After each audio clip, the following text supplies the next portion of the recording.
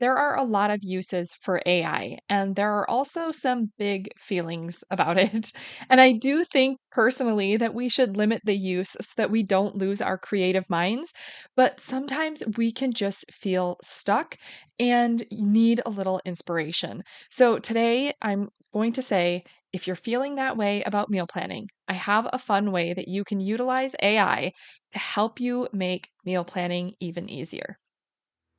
Are you ready to stop the chaos, the stress, the overwhelm that's filling your life?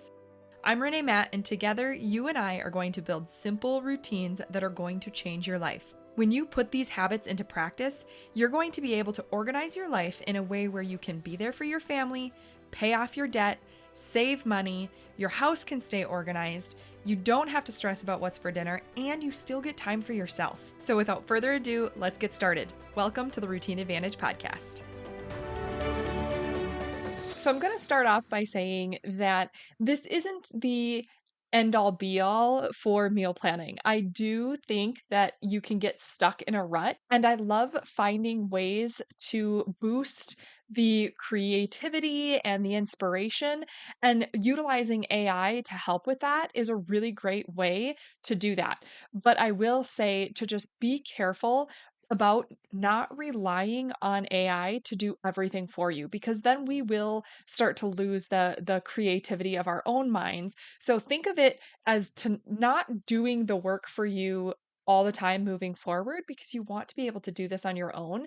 But if you're stuck and you just need a jump start to get your juices flowing again and to, to get your mind thinking about different things that you can do, that's where I love using it. So I just want to give you a little bit of a warning to be careful about not over utilizing it and then losing your own sense of creativity. So when I am talking about using AI for meal planning, there are so many different ways we can use it, but I'm actually going to share with you a prompt that you can use, and you can customize it however you want for what works best for you in your home. So before we go into that, I just want to say whatever AI um, platform you are using, it doesn't really matter. They are going to give you different results. So you have to find which one works best for you.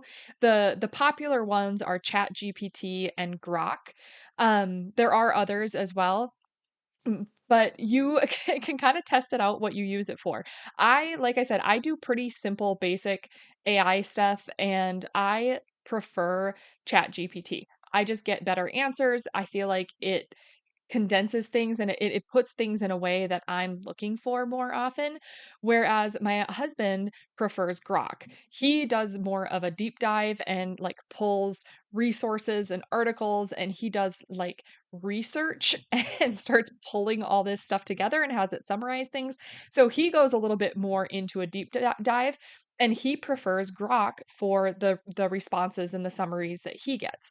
So it just depends on what you're using it for, and you have to find the one that works best for you. So the one that I'm going to be talking about that I used today as like an example of this was ChatGPT. But like I said, you can choose which one works best for you, and you don't have to pay for these either. Like I have a free ChatGPT account, and you can go in there, and then there are some limitations. But I mean, basically, I can do everything that I need to do without paying for it, but you can upgrade if you want to. And this is not like sponsored or promoting anything. I'm just simply telling you what I use and what I used to get the results that I'm going to share with you today.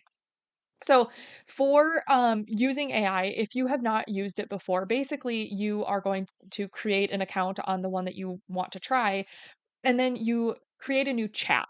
And basically, it's almost like texting a friend is what you're doing. And then you're telling it what you want and you're giving it information. And then it's like spitting back a response to you. And it's trying to do what you are asking it to do.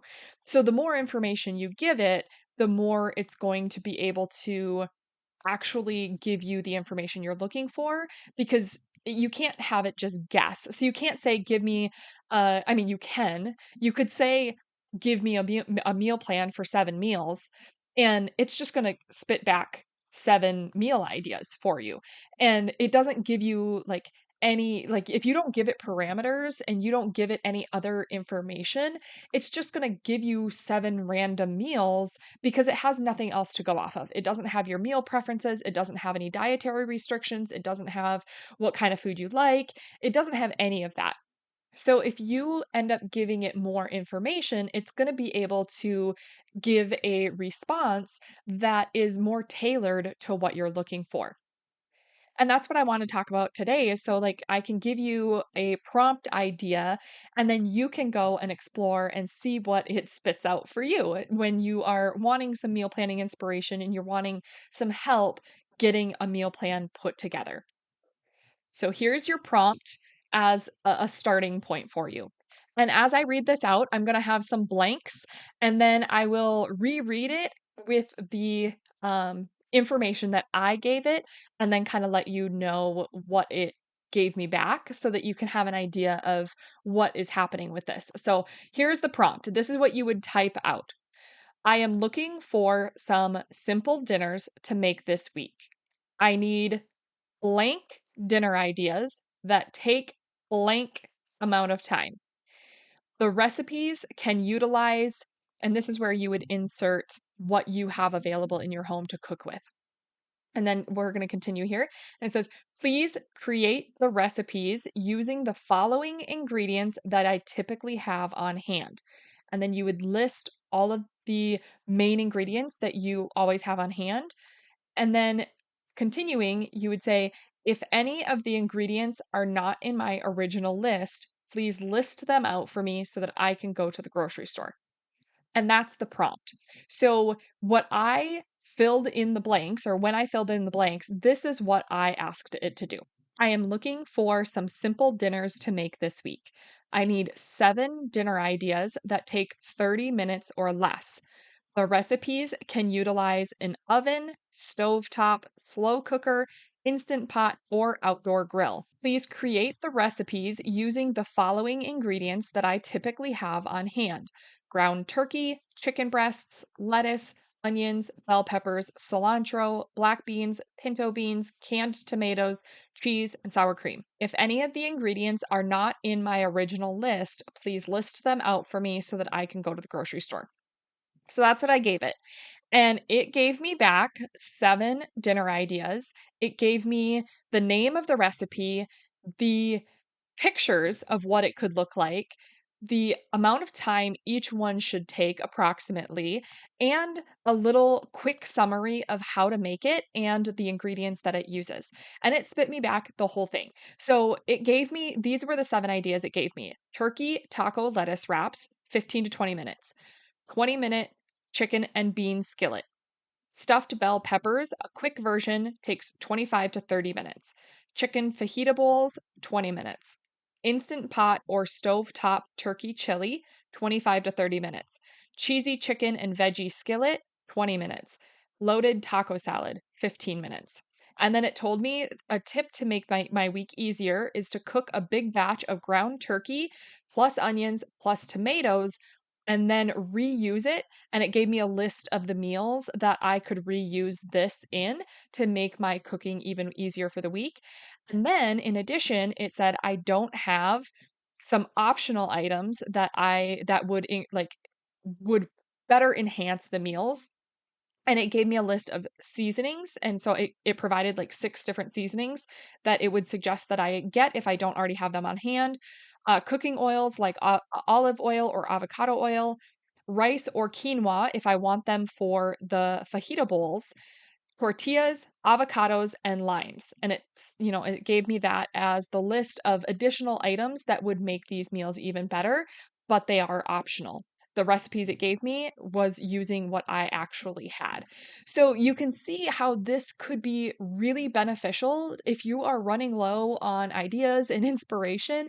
You can just plug in information and ask it to help you. And you can go even deeper. You can say that you need a certain amount of time. You can say that you have certain dietary restrictions that it needs to accommodate. If you have things that you already do or you want to do, also tell it that. Like, let's say you pick up, two rotisserie chickens on the weekend and you want to be able to utilize the rotisserie chicken meat throughout the week. So tell it that I have two rotisserie chickens to use up. What can I make? And give it all of that information, and it's going to give you a more tailored response. And then when it responds back to you, you can ask it to, edit things or shift things around. So, like, if you get this response back, and you're not going to get probably the same response I do because it is really customized. But if you get a response back and you're like, I like the look of four of those, but I don't really like the other ones, then you can respond to it and say, I like options one, three, five, and seven, but replace the other ones with different meals because I don't really like, beans. And have it, and it'll just readjust and give you back another option. So there are a lot of really cool things that you can do with it this way to get creative and test something out for your meal planning. The one thing that I really appreciate about this is that it helps get my juices flowing. So, like, when I saw it respond with those 7 ideas, a lot of those things, like, we have on our typical rotation to make in our meal planning because those are the ingredients that we usually have, and it's just it's the type of food that we actually like eating pretty often. But there are, like, little things that you can tweak to make a new recipe. So I like doing it to just give me some creative ideas, and it actually helps me get a little bit more inspired in the kitchen, and I feel a little bit more creative because I'm like, "Oh, that actually looks good, but I could improve it by doing, this." And I could edit it and add, maybe you wanna add jalapenos to that, and, like, that looks good, let's do that. Let's add some pickled onion. And you can start to create your own meals and use this just as a starting point. You could follow it to a T and see how it goes for you, but rather than just completely relying on AI, use it as a starting point to just get you going and then customize it from there. And eventually, like, I just don't want you to use it and then rely on AI for everything and then lose the ability to do it yourself. But it is a good tool to use to help you and to keep you going. So I hope that clarifies that I'm not promoting AI to take over meal planning because I just don't want you to lose the ability to do it yourself, but it's a good way to just get the inspiration. So there's not really much to recap for this episode other than the prompt that I used. And like I said, completely customize it to what you want to do, and what you have in your house and what ingredients you have. But I will just repeat that so that you can um, type it out pretty easily and try it out and see if it works for you and see what information you get back. And hopefully it will help at least start the creative juices going. So here's the prompt. I am looking for some simple dinners to make this week. I need X amount of dinner ideas that take however much time you want. The recipes can utilize and then give it all the list of items that you have the ability to cook with, like your stovetop, slow cooker, outdoor grill, things like that.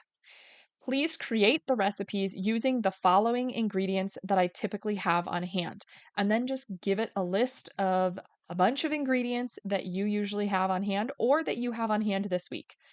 And then, if any of the ingredients are not in my original list, please list them out for me so that I can go to the grocery store. And then use that as a starting point and take it from there and build yourself a prompt that works really well for you. If you have dietary restrictions, throw those in. If you have, different preferences on the style of dishes you like, maybe you really like Thai food, maybe you really like salads or Mediterranean style dishes, just give it that information and see what it gives back to you and have some fun with it and use it as a tool to get your creative juices flowing and to be able to have fun with your meal planning and to just enjoy it. And hopefully that will help you move forward and make your meal planning even easier and a little bit more fun. Did you love that episode or learn something useful? If so, would you do me a huge favor? My goal is to grow this podcast and help as many women as I can break free from the overwhelm so they can truly enjoy their life. The best way for me to do this is for you to leave a 5-star written review on your podcast app and to share this episode with a friend or in your Instagram stories. I appreciate you being here. I hope you have a wonderful day, and I will see you on the next episode. Take care.